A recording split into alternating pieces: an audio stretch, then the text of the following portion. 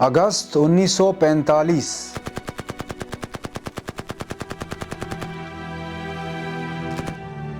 Japan پوری طرح تباہ ہو چکا تھا۔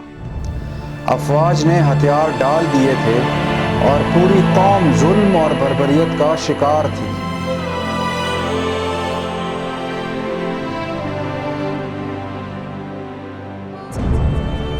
لیکن لوبانگ کے جنگلوں میں چھپا ایک شخص اب بھی جاپان کے لیے لڑ رہا ہے۔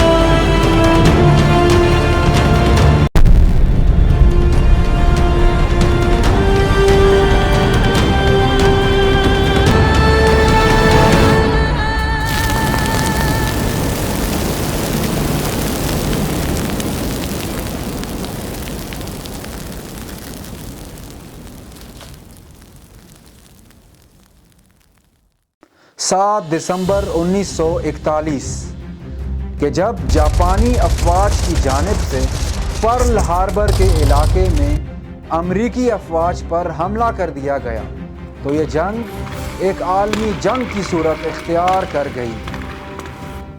اپریل 1942 میں امپیریل جاپانی آرمی نے فلپائن جو کہ امریکہ کے کنٹرول میں تھا اپنے قبضے میں لے لیا،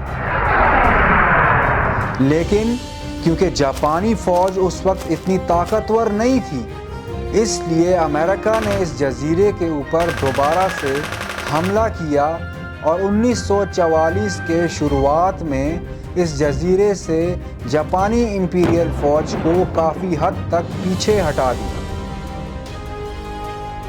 اسی سال کے اختتام تک زیادہ تر جاپانی فوجوں کو فلپائن کے بڑے جزیروں سے دھکیل کر چھوٹے جزیروں میں منتقل کر دیا گیا۔ جاپان کے لیے حالات بہت زیادہ خراب ہونے لگے تھے، معیشت تباہی کی طرف جا رہی تھی۔ جاپانی افواج جو کہ آدھے ایشیا میں پھیلی ہوئی تھی، اسے سنبھالنا مشکل ہوتا جا رہا تھا، اور ایک ایک کر کے وہ علاقے جو انہوں نے بحر الکاہل میں فتح کیے تھے وہ امریکی افواج کے قبضے میں آ گئے۔ ہیرو اوناڈا جو ہماری کہانی کا اصلی ہیرو ہے، اسے جاپانی فوج کی جانب سے انہی جزیروں میں سے ایک جزیرے لوبانگ میں بھیجا گیا۔ لوبانگ گھنے جنگل سے ڈھکا ایک علاقہ تھا جو آتش فشاں کی زد میں بھی رہتا تھا۔ ہیرو اوناڈا جو کہ جاپانی امپیریل آرمی میں ایک لیفٹیننٹ تھا، اپنی بنیادی تعلیم حاصل کرنے کے بعد 18 سال کی عمر میں فوج میں شامل ہوا۔ اس نے نیو کانو ملٹری اسکول سے تعلیم حاصل کی، جہاں اس نے 2 سال تک گوریلا وار فیئر میں مہارت حاصل کرنے کے ساتھ ساتھ فلسفہ، تاریخ، مارشل آرٹس اور پروپیگنڈا کے مضامین بھی پڑھے۔ لیکن ہیرو اوناڈا نے سب سے بنیادی بات جو اسکول میں سیکھی وہ یہ تھی کہ آپ اپنی مرضی سے اپنی جان سے دستبردار نہیں ہوں گے۔ 26 دسمبر 1944 میں جاپانی فوجی 4 رکنی ٹیمیں بنا کر فلپائن کے اس چھوٹے سے جزیرے لوبانگ پر اترے۔ اونوڈا اور اس کا کمانڈر دونوں جانتے تھے کہ یہ ایک مشکل مشن ثابت ہوگا۔ ہیرو اوناڈا کے لیے اب یہ وہ وقت آ چکا تھا کہ وہ حاصل کردہ فوجی تربیت کا عملی مظاہرہ کر سکے۔ جو ٹیمز لوبانگ جزیرے پر اتری، انہیں ان کے کمانڈرز نے حکم دیا کہ وہ ہر حد تک امریکی مزاحمت کو روکنے کی کوشش کریں۔ ایسا کرنے کے لیے انہیں لوبانگ ایئر فیلڈ اور بندرگاہ سے ملحقہ علاقوں کو تباہ کرنے کے ساتھ ساتھ دشمن کے جہاز بھی گرانے تھے جو اپنے فوجی ان علاقوں میں لاتے تھے۔ اس مشن کا مقصد یہ تھا کہ جاپانی امپیریل آرمی کو کچھ وقت مل سکے تاکہ وہ دوبارہ سے منظم ہو سکیں اور دوبارہ سے حملہ کرنے کے لیے تیار ہو سکیں۔ اونوڈا اور اس کے ساتھیوں کے لیے یہ پہلا اور آخری مشن تھا جو کہ ان کی موت پر ہی ختم ہونے والا تھا۔ آخری حکم جو اونوڈا کو اس کے کمانڈر کی طرف سے ملا وہ یہ تھا: یہ جنگ 3 سے 5 سال تک جاری رہ سکتی ہے۔ کوئی فرق نہیں پڑتا کہ یہ کتنی لمبی ہو جائے، کوئی خودکشی نہیں کرے گا۔ اگر تمہیں زندہ رہنے کے لیے کوکونٹ کھانے پڑیں تو کھاؤ اور لڑو، ہم آخر میں تمہارے پاس آئیں گے۔ اونوڈا، تم لڑتے رہو گے حتیٰ کہ تمہارے پاس ایک فوجی بھی نہ بچے۔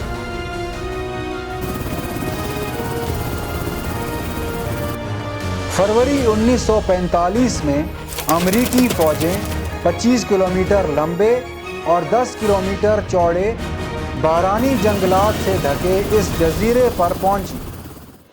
امریکی بحریہ نے بھاری توپ خانے سے کئی گھنٹوں تک اس جزیرے پر بمباری کی، جس میں زیادہ تر جاپانی فوجی مارے گئے یا پکڑے گئے، لیکن اونوڈا اور اس کے 3 ماتحت یہاں کے جنگل میں فرار ہونے میں کامیاب ہو گئے۔ یہاں سے انہوں نے گوریلا وار کا آغاز کیا۔ اونوڈا نے پوری طرح سے اپنی فوجی تربیت کو بروئے کار لاتے ہوئے دیے گئے احکامات پر چلنا شروع کر دیا۔ اونوڈا اور اس کے ساتھی ہر نظر آنے والے امریکی فوجی کو مار ڈالتے۔ وہ امریکی سپلائی لائنوں کو آگ لگا دیتے اور مختصر یہ کہ وہ جو کچھ کر سکتے تھے کرتے، اور اسی طرح 5 مہینے گزر گئے۔ ان 5 مہینوں میں اونوڈا اور اس کے ساتھیوں نے زندہ رہنے کے لیے ناریل سے لے کر کیڑے مکوڑے، جانور اور جو کچھ بھی ملا کھا کر گزارا کیا۔ کبھی کبھار وہ پھل جمع کر لیتے اور کبھی مقامی لوگوں سے چاول چرا لیتے۔ اگست 1945 میں امریکہ نے انتہائی سنگین فیصلہ کیا اور اس جنگ کو جلد ختم کرنے کے لیے سب سے تیز طریقہ اپنایا۔ امریکہ نے ہیروشیما اور ناگاساکی پر ایٹم بم گرا دیے۔ اس اقدام سے واقعی جنگ کا خاتمہ ہو گیا اور جاپان نے ہتھیار ڈال دیے۔ انسانی تاریخ کی سب سے مہلک اور خونی جنگ بالآخر ختم ہوئی، لیکن کچھ لوگوں کے لیے جنگ ابھی بھی جاری تھی اور ایسا لگتا تھا کہ یہ ایک طویل عرصہ جاری رہے۔ دوسری جنگ عظیم بالآخر ختم ہو چکی تھی، لیکن ہزاروں جاپانی سپاہی ابھی بھی جزیرے کے پار چھپے ہوئے۔ انہیں یہ معلوم نہ تھا کہ جنگ ختم ہو چکی ہے، وہ جنگ کے بعد بھی لڑتے رہے۔ جنگ عظیم کے بعد مشرقی ایشیا نے اپنے زخم صاف کرتے ہوئے دوبارہ سے سرحدیں کھینچیں، لیکن ان ہزاروں فوجیوں کی جانب سے مسلسل لڑائی ایک سنگین مسئلہ بن گئی۔ اس لیے جاپانی اور امریکی فوج نے مل کر یہ فیصلہ کیا کہ ان علاقوں میں فلائرز گرائے جائیں گے جن پر لکھا تھا: جنگ 2 ستمبر کو ختم ہو چکی ہے، ہر کوئی گھر جا چکا ہے، پہاڑوں سے نیچے آ جاؤ۔ اونوڈا اور اس کے ساتھیوں نے اکتوبر 1945 میں ان فلائرز کو پڑھا، لیکن اونوڈا، جس نے ملٹری اسکول سے پروپیگنڈا بھی پڑھا تھا، اس نے فیصلہ کیا کہ یہ امریکی فوج کی جانب سے گوریلا کے ٹھکانوں کو ظاہر کرنے کی سازش ہے۔ اس نے یہ کہتے ہوئے کہ وہ اتنے آسان جال میں پھنسنے والا نہیں، ان فلائرز کو پھاڑ دیا۔ ہیرو اونوڈا اور اس کے ساتھی چھپے رہے اور لڑتے رہے۔ آنے والے 4 سال انتہائی مشکل تھے، لیکن اس کے بعد انہیں اس بیابان میں رہنے کی عادت ہو گئی۔ اونوڈا کے ایک ساتھی نجی یوچی اکاتسو نے دسمبر 1950 میں اپنے ساتھیوں کو چھوڑنے کا فیصلہ کیا اور سوچا کہ جنگ شاید واقعی میں ختم ہو چکی، اور 6 ماہ بعد اس نے خود ہی فلپائنی افواج کے سامنے ہتھیار ڈال دیے۔ اونوڈا اور اس کے بچے 2 ساتھیوں نے سوچا کہ شاید اکاتسو کو پکڑ کر مار دیا گیا ہے اور اب ان کے لیے خطرہ اور بھی زیادہ بڑھ گیا ہے۔ کچھ سال اور مزید گزر گئے اور لوبانگ جزیرے کے لوگوں نے کھیتی باڑی اور ماہی گیری کی روزمرہ کی زندگی گزارنا شروع کر دی، لیکن جیسا برسوں سے ہوتا آ رہا تھا، زندگی اچانک ایک ڈراؤنا خواب بن جاتی۔ ہیرو اونوڈا اور اس کے ساتھی کسانوں اور ماہی گیروں پر حملہ کر دیتے، فصلیں چوری کر لیتے اور انہیں مار ڈالتے۔ اس کے علاوہ جنگل میں بھٹک جانے والوں کو بھی قتل کر دیا جاتا۔ فلپائن کی مایوس حکومت نے 1952 میں جاپانی حکومت سے رابطہ کیا اور ایک بار پھر سے فلائرز گرائے گئے۔ اس مرتبہ فلائرز پر شہنشاہ کی ذاتی تحریر اور لاپتہ سپاہیوں کے اہل خانہ کی تصاویر جاری کی گئیں، لیکن اونوڈا کا خیال تھا کہ اس کا خاندان دشمن کے قبضے میں آ گیا ہے اور انہیں مجبوراً دشمن کی اطاعت کرنی پڑی ہوگی، اور اس طرح دوسری طرف سے کوششوں کے باوجود بھی ایک بار پھر اونوڈا نے یہ فیصلہ کیا کہ فلائرز جعلی ہیں۔ اونوڈا جو کہ انتہائی روایتی جذبہ حب الوطنی سے سرشار تھے، وہ تصور بھی نہیں کر سکتے تھے کہ جاپانی ہتھیار ڈال دیں گے۔ اونوڈا کے مطابق جاپان ایک ایسا ملک تھا جس میں آخری سپاہی کے ساتھ لڑنے کی بھی ہمت موجود تھی، اور اس کے ساتھ ساتھ یہ ایک فوجی کے لیے شرم کا مقام تھا کہ وہ آرڈرز کے بغیر اپنی پوسٹ کو چھوڑ دے۔ تو تینوں نے جنگ جاری رکھنے کا فیصلہ کیا اور مزید کئی سال گزر گئے۔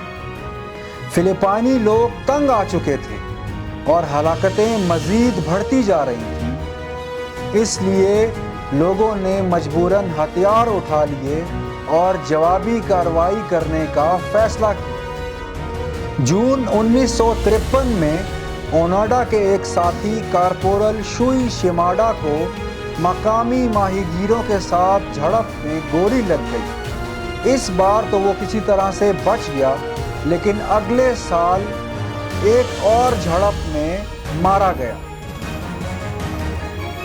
اس واقعے کے بعد ہیرو اونوڈا اور اس کا آخری بچا سپاہی شدید غم و غصے کی کیفیت میں چلے گئے، لیکن وہ اب اور بھی زیادہ چوکنے ہو گئے۔ 1972 جنگ ختم ہوئے 27 سال گزر چکے تھے، لیکن اونوڈا اور اس کا وفادار ساتھی اب بھی اپنے وطن کے لیے لڑ رہے تھے۔ دنیا بہت بدل چکی تھی۔ 1947 میں ٹرانزسٹر کی ایجاد ہو چکی تھی۔ 1955 میں ویتنام کی ایک طویل جنگ کا آغاز ہو چکا تھا۔ 1961 میں دیوار برلن کی تعمیر شروع ہوئی۔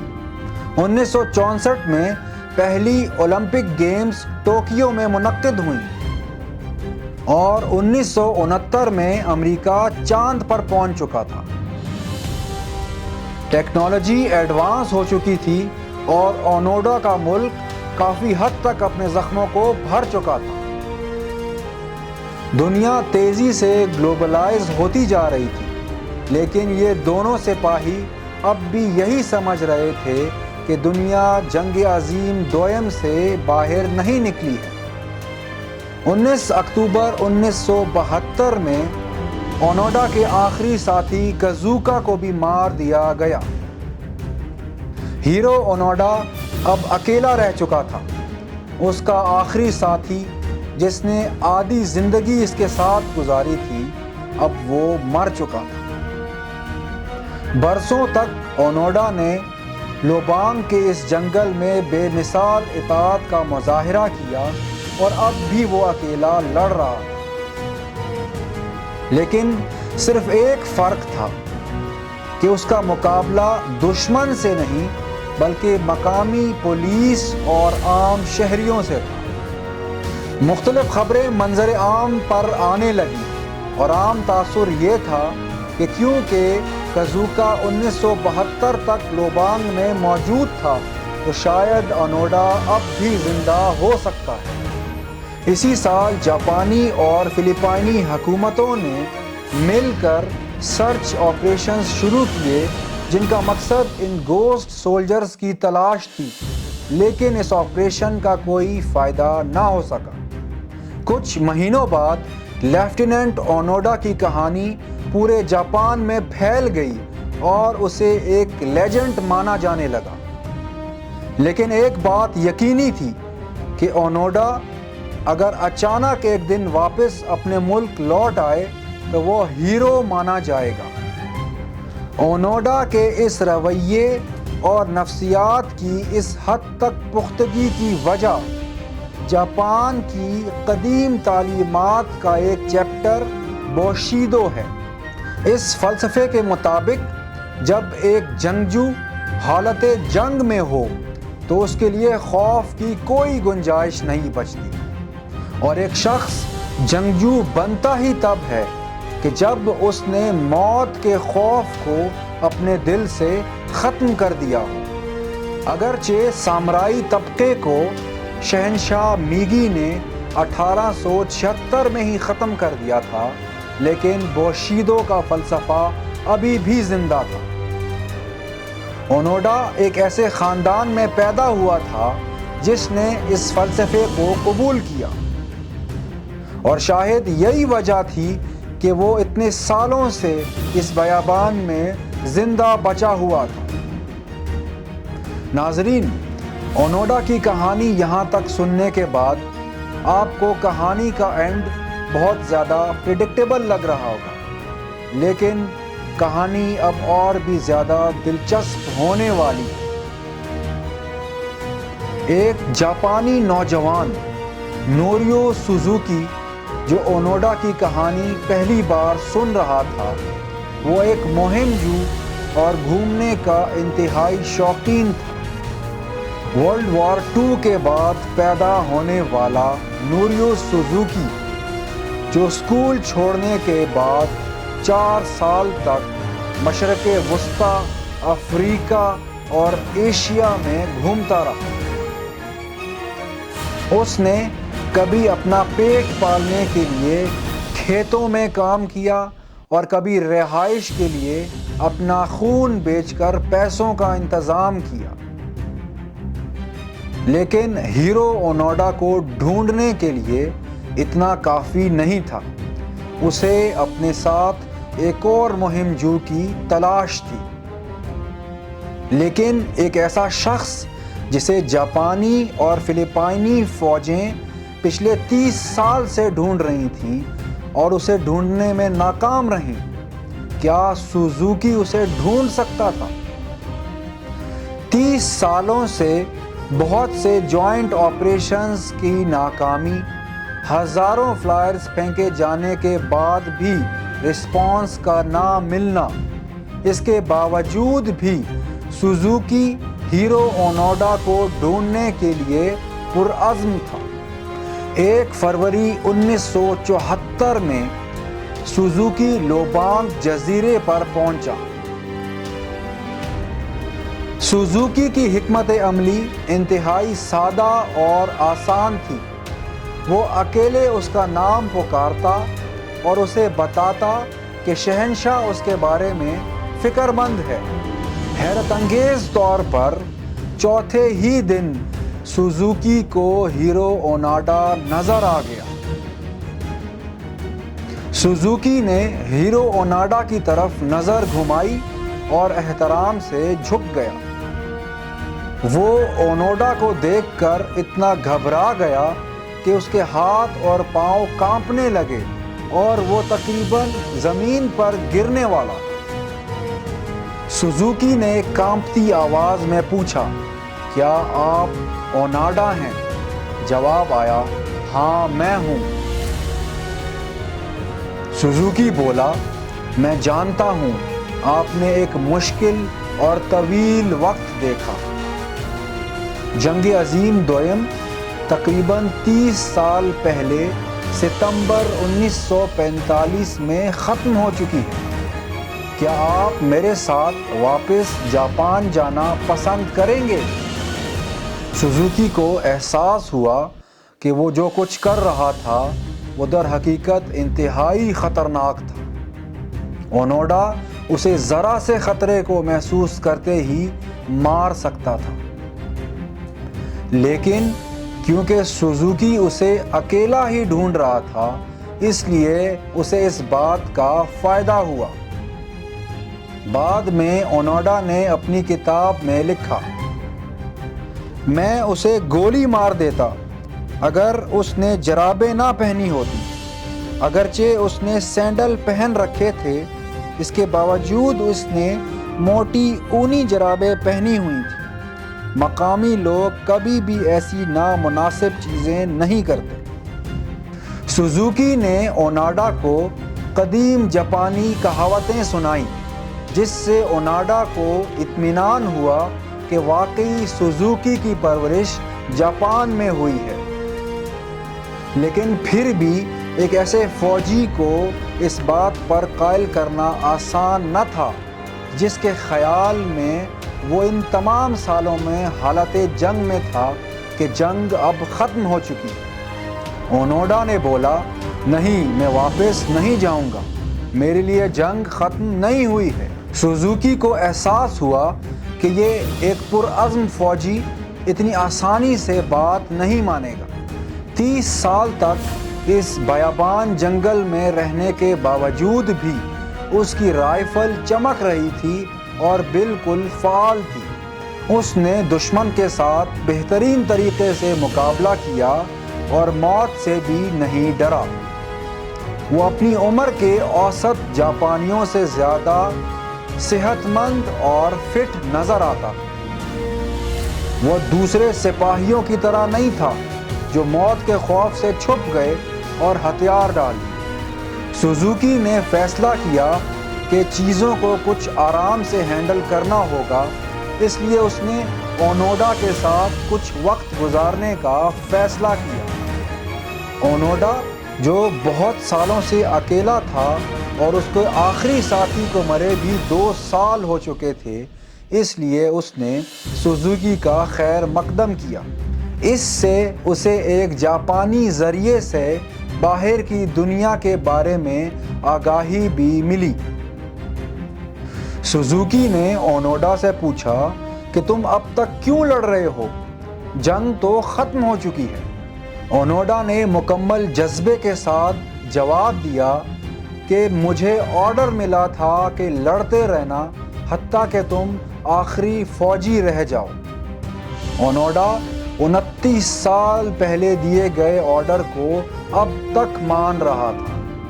گفتگو کے دوران سوزوکی نے اونوڈا سے پوچھا کہ وہ اتنے سالوں تک اس بیابان جنگل میں کیسے زندہ رہ گیا۔ اونوڈا نے بتایا کہ وہ ان 30 سالوں میں زیادہ تر اپنے ساتھیوں کے ساتھ رہا اور ہم سب نے ایک دوسرے کا مکمل ساتھ دیا، لیکن جب میں اکیلا ہو گیا تو مشکلات بڑھ گئیں۔ ہیرو اونوڈا نے بعد میں جاپان ٹائمز کو انٹرویو دیتے ہوئے بتایا کہ اگر کمر پر کانٹے لگ جائیں تو کسی نہ کسی کو انہیں ہٹانا پڑتا ہے۔